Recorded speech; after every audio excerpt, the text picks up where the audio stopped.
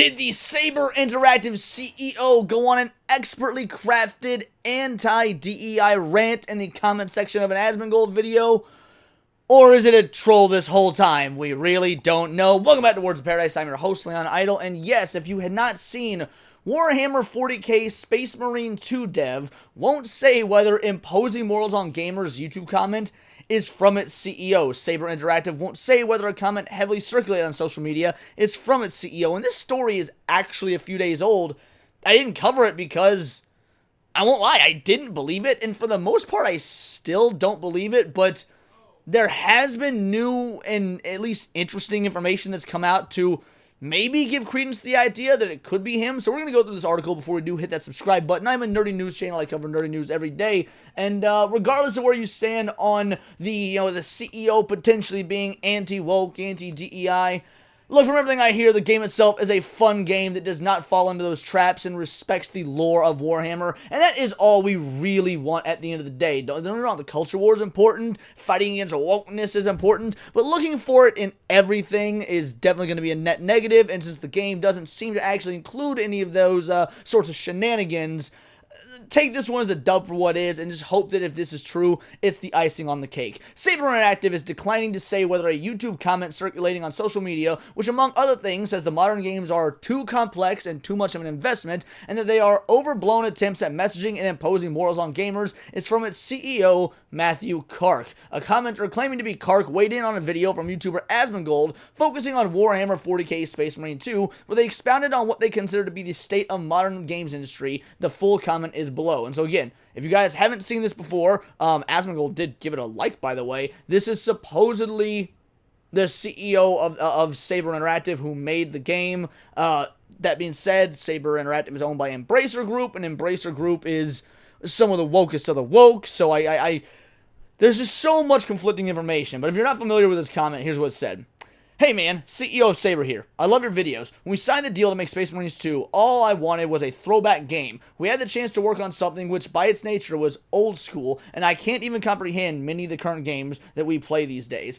I agree with this entirely. If you haven't heard me rant about it before, I don't like a lot of new games. Why don't I like a lot of new games? Because the graphics might be beautiful, the stories might be rich, but they are so goddamn overly complicated, jam-packed with mechanics, 90% of which you are not going to use multiple times.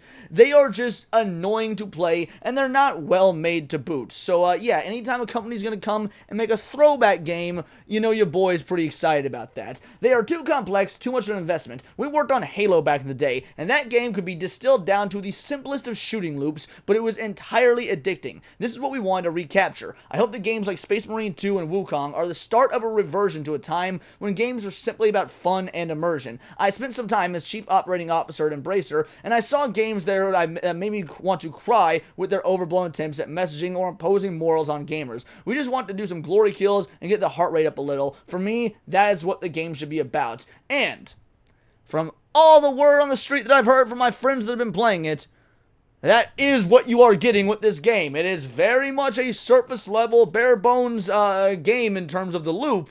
But my god, is it fun, lore accurate, and it just does what it promises, nothing more, nothing less. Again, I call that a win.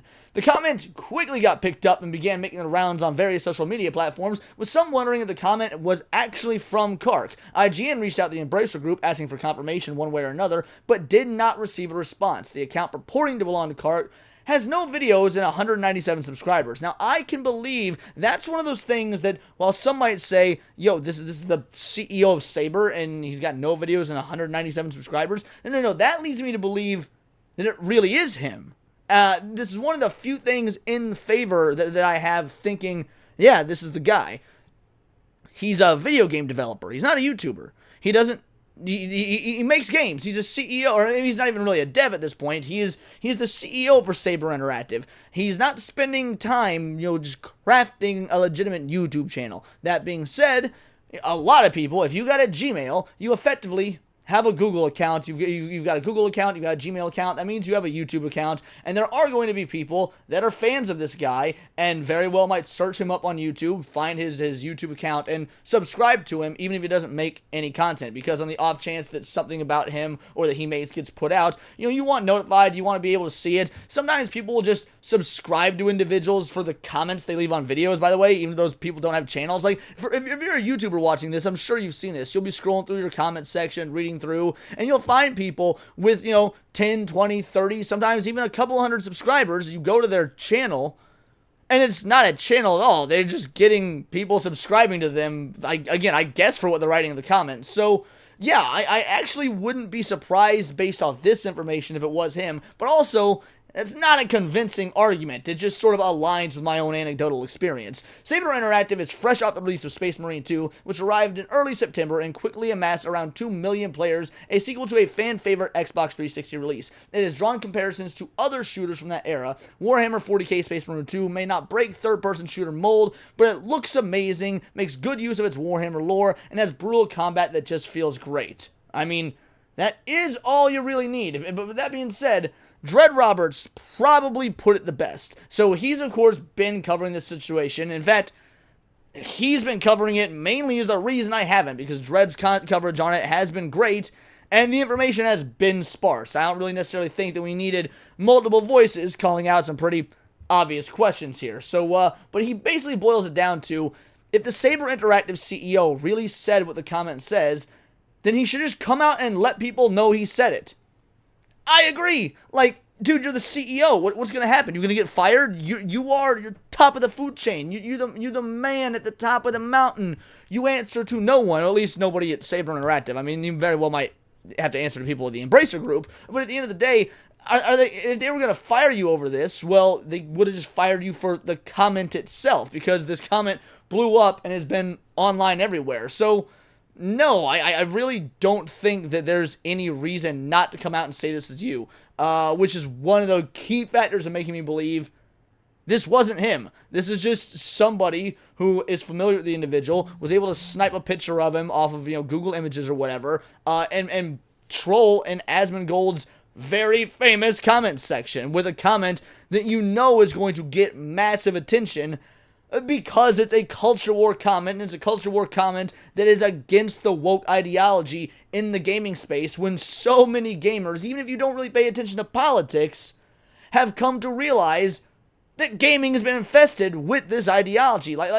Take Asmongold is a great example of this, because he's not really woke or anti-woke. He's a run-of-the-mill centrist who is seeing wokeness in all sorts of video games and is calling it out, but is also calling out when he thinks that folks take it too far, whether you love or hate him or agree or disagree with him, kind of like what he did to Smash JT. So, yeah, I think that this is a very easy opportunity for someone to go viral with a fake post, and this was the perfect location for it to be done. And there's no good reason, if this really is the CEO, for him not to have come out and admitted it or said it. I don't understand why Saber wouldn't just admit, yeah, he said it. Why leave people in confusion? Others claim to have found his actual channel, so this is all a bit odd. I'd love nothing more than to believe he came out and denounced DEI in gaming and talk about how based he is, but we really don't have confirmation yet. And that's another reason I hadn't even made a video on this situation quite yet, because we don't have confirmation. We don't have the information. In fact, we don't have the information to say one way or the other which is more likely. I mean, sure, we can use our speculation.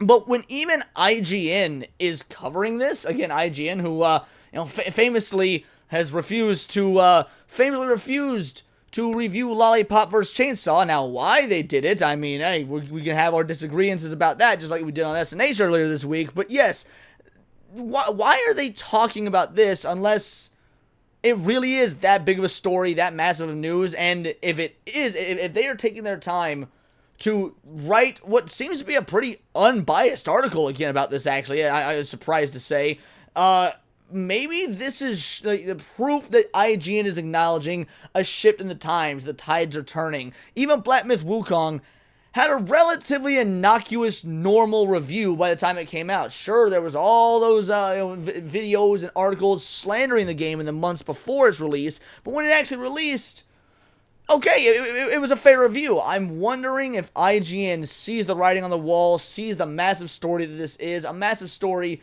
that doesn't have a conclusion yet, and is trying to get in front of it by showing that they can play the middle ground, by maybe trying to rebrand themselves because of the absolute annihilation they've been taking from individuals like those of us who cover them on a regular basis. But those are just my opinions. Let me know yours in the comments down below, or let me know on X, where you can find me at Bolt the Word, and please do subscribe. I'm a nerdy news channel. I cover nerdy news every day, not always about Warhammer 40k or gaming, but anime, movies, music, Magic the Gathering, you name it. Check me out on Instagram at wordsofparadise_Leon, and become a member for $4.99 a month. You can join the Discord, choose the articles I go over on a day-to-day basis, choose the videos I react to on my Friday night live streams, and of course get involved with over 90 other vital idols. We are a bright, beautiful, glowing, vibrant community that I cannot wait to grow even further, because we do care about diversity. But only one kind of diversity of thought. If that's interesting to you, join the Discord, hit subscribe, and until next time, it is all here in the Nerdosphere. This has been Words of Paradise.